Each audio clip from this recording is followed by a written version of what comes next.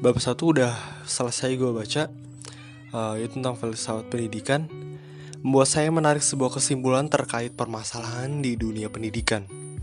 Gue gak tahu juga sih apakah permasalahan ini masih relevan atau tidak dalam dunia pendidikan saat ini, terutama kondisi pendidikan di Indonesia saat ini. Oke, jadi setelah saya baca bab 1 dari buku ini, saya menyimpulkan bahwa ada 3 permasalahan yang menurut saya cukup fundamental dalam dunia pendidikan, yang mungkin teman-teman udah mendengar penjelasannya di video-video sebelumnya. Karena ini memang kesimpulan yang saya ambil dari video-video sebelumnya. Oke, yang pertama adalah persoalan hakikat atau inti sebenarnya dari pendidikan itu sendiri. Bahwa seperti yang telah dijelaskan, pendidikan is not transfer of knowledge. Pendidikan bukan hanya soal transfer akal semata. Pendidikan tidak hanya dalam peningkatan kecerdasan semata.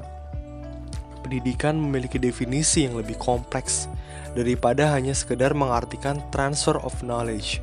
Atau Platon, seorang filosof, juga menyebutkan bahwa pendidikan adalah soal merawat jiwa, pembentukan jiwa yang baik. Jadi pendidikan tidak hanya intelligent question semata, melainkan juga tentang moral question dan juga religious question. Dan ini saya ambil dari buah pemikiran Aristoteles seperti yang sudah saya jelaskan.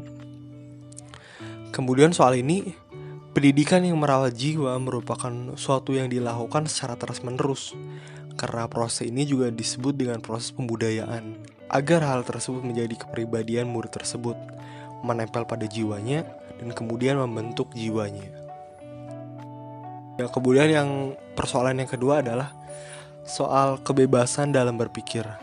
Telah disebutkan yaitu tentang pentingnya kebebasan dalam berpikir, dan ini sangat memberikan dampak yang besar baik itu bagi murid itu sendiri maupun kepada hal yang lebih besar.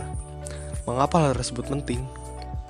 Karena dalam pendidikan bukan hanya banyaknya pengetahuan yang ia peroleh, melainkan bagaimana pengetahuan yang telah ia peroleh tersebut menjadi alat dalam memecahkan persoalan dalam kehidupannya. Seperti yang telah saya sebutkan, film yang sangat saya rekomendasikan tentang pendidikan yaitu Three Idiots. Bahwa ketika tidak ada kebebasan dalam belajar, murid akan mengalami stagnan keilmuan dalam sebuah lingkaran yang telah ditentukan itu saja. Tidak akan ada perkembangan yang signifikan dalam otak mereka, karena tidak adanya kebebasan dalam berpikir. Hingga pada akhirnya, mengenai hal tersebut, antitesanya bukan karena kebodohan, melainkan kurangnya kebebasan dalam berpikir. Kemudian persoalan yang terakhir adalah persoalan tentang kecerdasan yang berbeda seperti sebelumnya.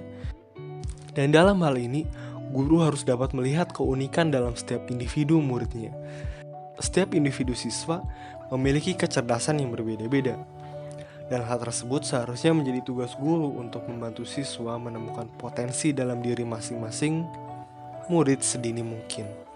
Karena tidak bisa sekolah mencetak dengan cetakan yang sama, sedangkan isi dari masing-masing siswa berbeda-beda. Maka dari itu saya mengambil kata-kata dari Neil mengenai hal ini, yaitu menjadikan sekolah cocok dengan peserta didik, bukan mencocokkan peserta didik dengan sekolah.